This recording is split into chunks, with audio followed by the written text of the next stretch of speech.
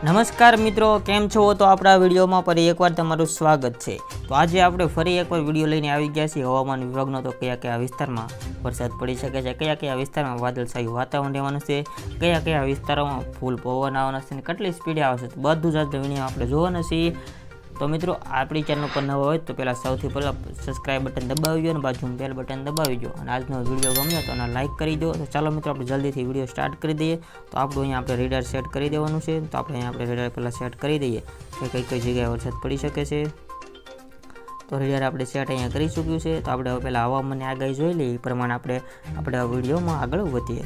તો હવામાન વિભાગના મોસમ વિભાગ દ્વારા જણાવ્યા મુજબ કે હવામાન અંગેની શક્યતા દર્શાવી છે। તેમણે આજ માટે બનાસકાંઠા, પાટણ, મહેસાણા, સાબરકાંઠા, ભરૂચ, સુરત, નવસારી, વલસાડ, દમણ, દાદરા નગર હવેલી જે વિસ્તાર છે તેમાં બધે અહીંયા આગાહી દર્શાવી છે। સુરત સાઈડનો એરિયો છે તેમાં અહીંયા તેમને આગાહી દર્શાવી છે। તો સુરત સાઈડમાં એરિયામાં કયા તાલુકા જિલ્લા લાગે છે તેના વિશે આપણે અહીંયા જોઈ લઈએ।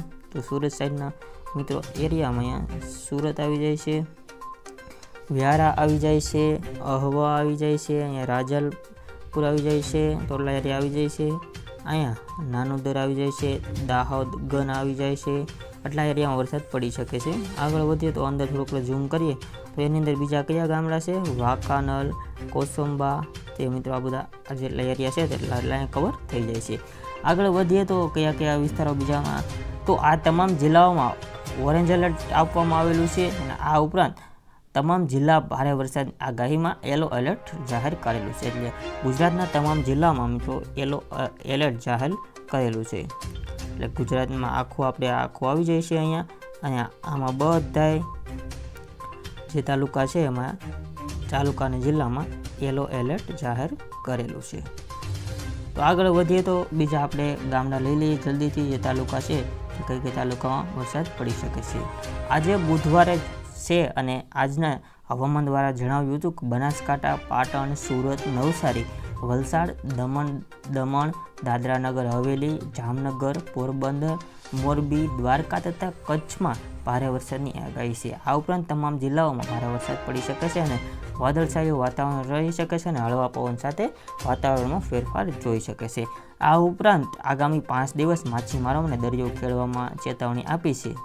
તો ગુજરાતના તમામ જિલ્લાઓમાં 2 દિવસ ગાજવીજ સાથે ચેતવણી આપી છે અને 2 દિવસ અત્યારે બે સિસ્ટમ સક્રિય છે। એટલે કે નીચેનો એરિયો છે જે ગુજરાતનો તે અહીંથી આપણે ઉનાથી સ્ટાર્ટ કરવાનું છે। એટલે કે એમાં ઉના, વેરાવળ, અહીંયા જૂનાગઢ, પોરબંદર તે બધા અહીંયા સમાવિષ્ટ થાય છે। પોરબંદર જેટલા આ એરિયામાં છે એટલા એરિયામાં માછીમારને દરિયો ખેડવા ના પડે છે। પોરબંદર, દ્વારકા, પછી આ શું છે ભાનવીલા, સોયલા, તેટલા બધા એરિયામાં અહીંયા જે લાગુ પડતો હોય તે જે અંદરના વિસ્તારો છે તેમાં દરિયો ખેડવાની પણ ના પાડેલી છે। તો અહીંયા વિસ્તાર લાગુ પડે છે ભોગત, મિયાહી, અડવાના, કંભાલિયા, ભાનવડ, જામજોધપુર, જીનવારી, આટલા બધા એરિયા છે। બીજા આગળ વધીએ તો આપણે કયા એરિયા લાગુ પડે છે, પોરબંદર સાઈડના એરિયા હવે લાગુ પડે છે। આટલા વિસ્તારોમાં થોડો ખતરો વધારે છે। રાનવાવ, કુતિયાના, મિત્રાલા, નવી બંદર, મિત્રો રબારિકા, ઉપલા, અહીંયા ગામ છે, બધા ઘણા બધા પ્રકાર જિલ્લાના તાલુકા આવેલા છે તેમાં ના પાડેલી છે હવામાન વિભાગે દરિયો ખેડવાની।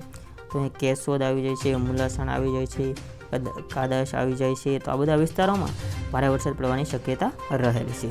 અને આ મિત્રો વિડીયોમાં શક્યતાઓ દર્શાવવામાં આવે છે તે હવામાનના વિભાગ દ્વારા સચોટ માહિતી આપવાની આવે છે। જે હવામાન દ્વારા માહિતી આપે છે તે જ માહિતી આપણે લઈને આપણે વિડીયો અહીંયા જે તાલુકા વાઇઝ બનાવવામાં આવે છે। તો આગળ આપણે વધીએ તો આ એરિયો છે માંગરોળ છે, ગાંડુ છે, તલાલા છે, સાસણગીર છે, માયના છે, ગીર છે, એમ તો જમાળા છે, એટલા વિસ્તારોમાં વરસાદ પડવાની શક્યતા હવામાન દ્વારા દર્શાવવામાં આવી છે। અને રાજ્યમાં હળવાથી ભારે વરસાદની શક્યતા રહેલી છે અને આગામી દિવસોમાં વાદળછાયું વાતાવરણ રહી શકે છે। અમુક જગ્યાએ ઝાપટા પણ પડી શકે છે। તો હવામાન આગાહી આપણે અહીંયા દર્શાવી દીધી છે।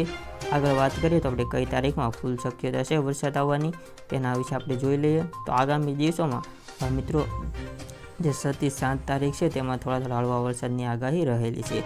તો આજની જે આગાહી હતી તે આપણે અહીંયા મોસ્ટ ઓફ કવર કરી લીધી છે। અને હવામાન દ્વારા જે જણાવ્યું તે આપણે તમને માહિતી આપી દીધી છે. તો હવે આજે આપણે નવા વિડીયોમાં આપણે બીજી માહિતી લઈને આવી જઈશું. તો આજનો વિડીયો કેવો લાગે તે કોમેન્ટ બોક્સમાં જણાવજો. આજનો વિડીયો ગમ્યો તો લાઇક કરી દેજો. ચેનલ ઉપર ન હોય તો ચેનલને સબસ્ક્રાઈબ કરી દેજો. બાજુમાં બેલ બટન છે તેને દબાવી દેજો. અને આજની માહિતી કેવી લાગી તે ખાસ મને મિત્રો કોમેન્ટ બોક્સમાં જણાવજો. અને આવા જ વિડીયો જોવા માટે ફરી આપણી ચેનલને વિઝિટ કરતા રહેજો. આપણે સચોટ અને સાચી માહિતી જે હવામાન દ્વારા બહાર પાડવામાં આવે છે તે જ આપણે અહીંયા આપીએ છીએ. તો મળીએ આવા જ બીજા વિડીયો સાથે. જય હિન્દ, વંદે માતરમ.